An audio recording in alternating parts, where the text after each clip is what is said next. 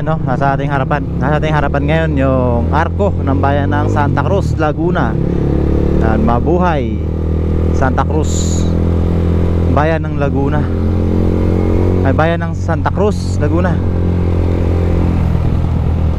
So, bibisitahin natin ngayon dito sa Santa Cruz, Laguna yung 100-year-old house, no? Ancestral house ng mga Valenzuela, no? Na pagmamayari daw noon ni Don Entong o ni Don Jacinto Valenzuela.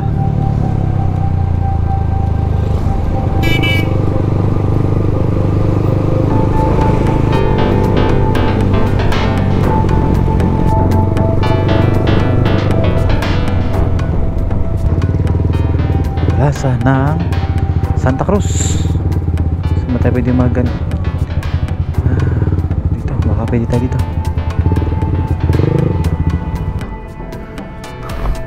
Ayan no, mayroon ditong siyang monument ng babae. Ano ba nakasulat dito? Agueda Kahabagan, revolusyonaryo at general ng hukbo ng Republika ng Pilipinas, isinilang sa Santa Cruz, Laguna.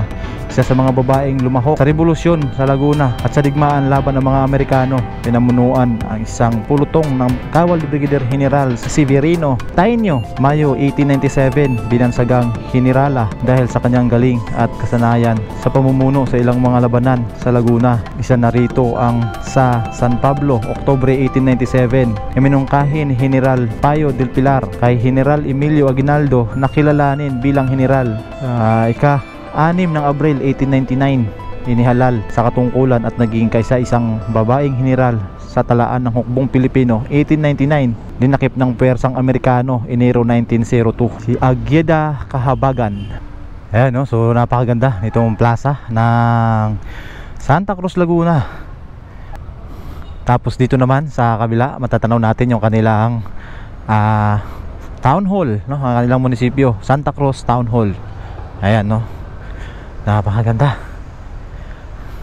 Tapos dito sa ating kanan ay makikita natin ang Immaculate Conception Catholic School.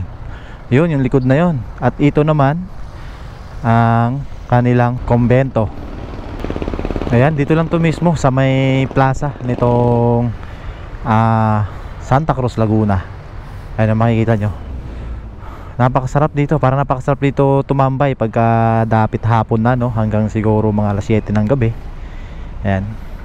Ayan, so bago tayo dumiretso dun sa bahay ni Don Jacinto Villanueva, nandito tayo ngayon sa plaza ng Santa Cruz, Laguna. So ikot mo muna kayo dito sa kanilang plaza at silipin din natin yung kanilang simbahan.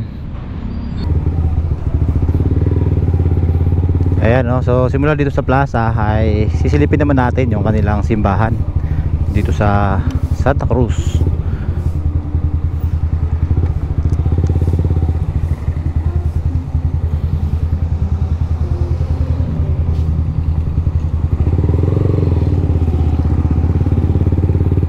Ayan, dito kakaliwa lang tayo.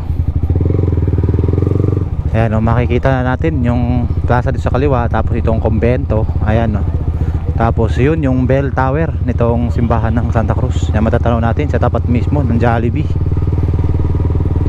Ayan.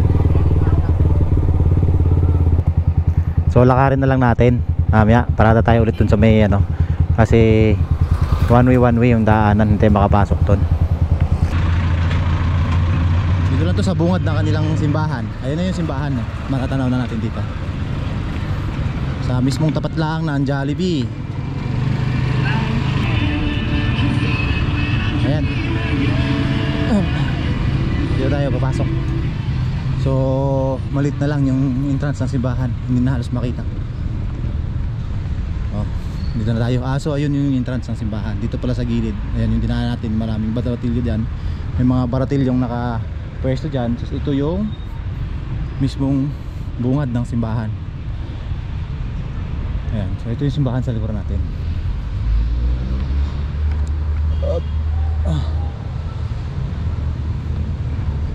So ito yung simbahan ng Santa Cruz. Tapos dito naman yung Immaculate Catholic School, na katabi lang mismo ng simbahan at ng kumbento. So So magkatalikuran lang yung ano, no, posisyon nitong kumbento at saka simbahan. Nakalak siya ngayon. Hindi tayo pwedeng pumasok kasi nakalak yung simbahan. Ayan, no. Nakasarado. So ayan, no. So diretso naman tayo ngayon. Tutuloy tayo dun sa pupuntahan nating bahay ni Don Jacinto Valenzuela. Mula dito sa simbahan meron na lang tayong mahigit kumulang 2 minuto para marating natin yung bahay ni Don Jacinto. So ayan, no. So dito tayo sa harapan. Dito tayo ngayon sa harapan ng kanilang town hall. Ito yung Santa Cruz Town Hall. Diretso tayo ngayon sa bahay ni Don Entong, no? Don Jacinto. Ni Don Jacinto Valenzuela.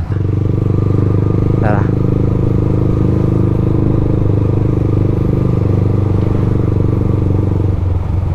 Inasal.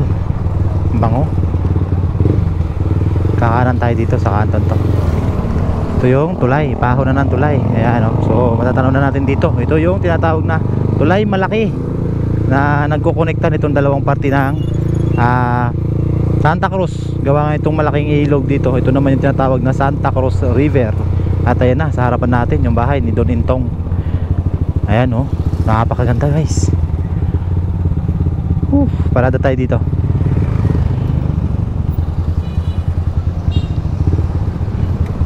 Itong bahay daw na ito ni Don Jacinto Valenzuela ay pinatayo noong 1919, no?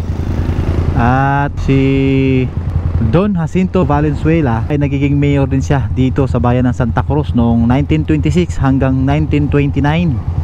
At itong bahay na ito ay nagiging ding kuta ng mga Hapon nung panahon ng World War II. Inukupa ito ng mga Japanese Imperial Army. Kaya ang ginawa ng mga Filipino guerrillas ay sinugod nila itong bahay ni Don Entong, itong mansion na ito. Napakagandang mansion na ito ni Don Jacinto Villanueva. At di umano ay sinunog nila ito para lang taboy nila yung mga umuukupang Hapones dito sa Santa Cruz, Laguna, no? Ayan, makikita natin yung disenyo nitong bahay ay kakaiba. At makikita natin may mga puno may mga buko, no?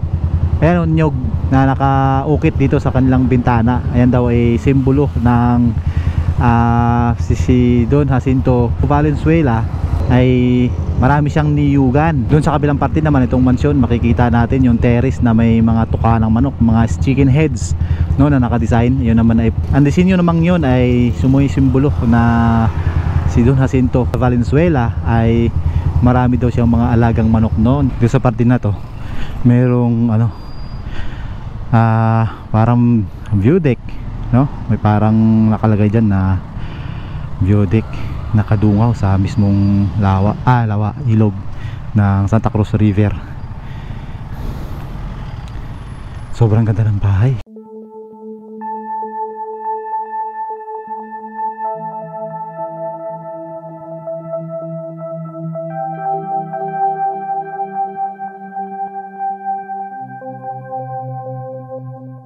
Ayan guys, that's all for today's vlog, no?